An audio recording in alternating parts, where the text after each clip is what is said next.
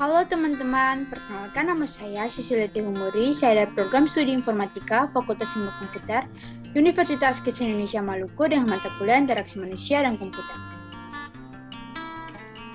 Di sini saya akan menjelaskan materi tentang daya guna atau kebergunaan usability. Penjelasan pertama mengenai definisi usability. Derajat kemampuan sebuah perangkat lunak untuk membantu penggunanya menyelesaikan sebuah tugas. Tingkat produk dapat digunakan yang ditetapkan oleh user untuk mencapai tujuan secara efektif dan tingkat kepuasan dalam menggunanya. Di sini juga terbagi dalam beberapa. Yang pertama, berguna atau useful, sistem yang berfungsi seperti yang diinginkan oleh penggunanya. Yang kedua, dapat digunakan atau usable, sistem yang mudah dioperasikan. Yang terakhir, digunakan, sistem yang memotivasi penggunanya untuk menggunakannya, menarik, menyenangkan, dan lain-lain. Penjelasan berikutnya mengenai komponen penentu daya guna. Komponen penentu daya guna yang pertama, kemampuan untuk dipelajari atau learnability, merujuk kepada kualitas sistem apakah mudah untuk dipelajari dan digunakan. Yang kedua, efisiensi, menunjuk kepada cara yang dapat dilakukan sistem untuk mendukung pengguna dalam melakukan pekerjaannya. Contohnya pada mesin penjawab otomatis dengan sistem surat suara. Yang ketiga, mudah diingat atau memorability, menuju kepada kemampuan mudah diingat lagi alurnya setelah tidak digunakan lagi dalam jangka waktu tertentu. Yang keempat, kesalahan dan keamanan, melibatkan perlindungan kepada pengguna terhadap kondisi yang tidak diinginkan dan berbahaya. Sistem sebaiknya mempunyai berbagai fasilitas pertolongan untuk pengguna dalam sembarang situasi untuk menghindarkan mereka dari melakukan kesalahan yang tidak sengaja.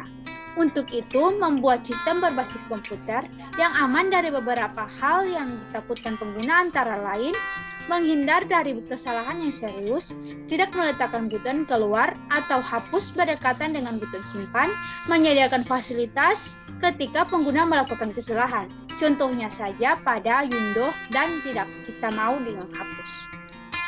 Yang terakhir, kepuasan. Kepuasan merujuk kepada suatu keadaan di mana pengguna merasa puas setelah menggunakan sistem tersebut karena kemudahan yang dimiliki oleh sistem. Dengan kata lain, semakin pengguna menyukai satu sistem, secara implisit mereka puas dengan sistem yang dimaksud. Penjelasan mengenai menguji daya guna. Menguji daya guna yang pertama, proses untuk mengukur karakteristik interaksi manusia komputer dari sebuah sistem. Yang kedua, untuk mengidentifikasi kelemahan-kelemahan antarmuka sehingga perancang dapat memperbaiki secara tepat. Yang ketiga, dapat dilakukan secara informal maupun menyeluruh. Yang keempat, dari yang berbiaya sangat murah sampai biaya mahal. Jenis uji kebergunaannya, yang pertama, uji eksplorator bertujuan untuk menguji sebuah sistem dan mencari titik-titik di mana pengguna mengalami kebingungan, kesalahan, atau unjuk kerjanya melambat. Penguji ini dilakukan tanpa melihat di mana persoalan-persoalan terjadi atau bentuknya. Tujuan akhir dari uji eksplorasi ini adalah daftar persoalan yang perlu ditinjau lebih lanjut. Yang kedua, threshold testing digunakan untuk mengukur kinerja sistem terhadap sejumlah sasaran yang ditentukan terlebih dahulu. Uji ini merupakan uji lolos atau gagal.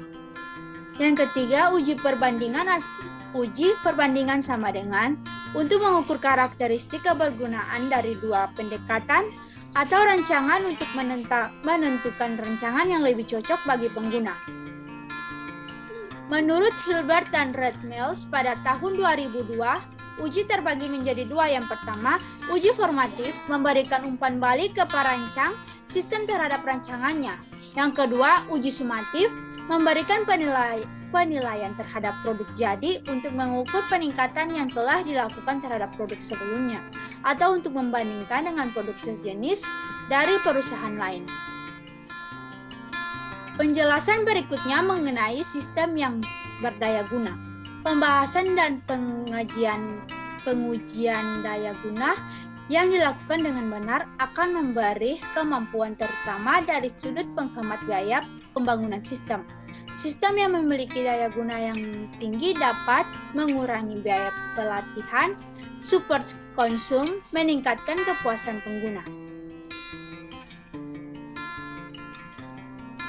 Penjelasan mengenai cara uji kebergunaan terbagi menjadi 3. Yang pertama, pemilihan kartu, evaluasi heuristik, dan evaluasi skenario. Penjelasan yang pertama tentang pemilihan kartu. Teknik ini digunakan dalam membuat pohon menu atau folder dan subfolder. Penilaian didasarkan keterkaitan antara menu dan isinya atau antar folder dan subfolder. Yang kedua, penjelasan tentang evaluasi heuristik. Heuristik ini adalah suatu ilmu atau pengetahuan yang mempelajari suatu penemuan. Evaluasi ini biasanya melibatkan ahli HCL. Teknik ini mengeksplorasi sistem, identifikasikan masalah, kebergunaannya, dan mengklarifikasikan setiap pelanggaran atas satu atau lebih prinsip kebergunaannya. Penjelasan terakhir mengenai uji berbasis skenario. Dalam uji berbasis skenario ini, kebergunaannya partisipan atau wakil pengguna diberikan suatu skenario atau tugas tertentu yang sudah dirancang oleh penguji. Partisipan melakukan tugas sesuai tabel tugas dan menyelesaikannya dalam waktu yang telah ditentukan. Skenario ini meliputi fungsionalitas utama, sistem, dan simulasi pola pengguna yang diharapkan. Referensi, sekian dan terima kasih dari penjelasan yang sudah saya bahas.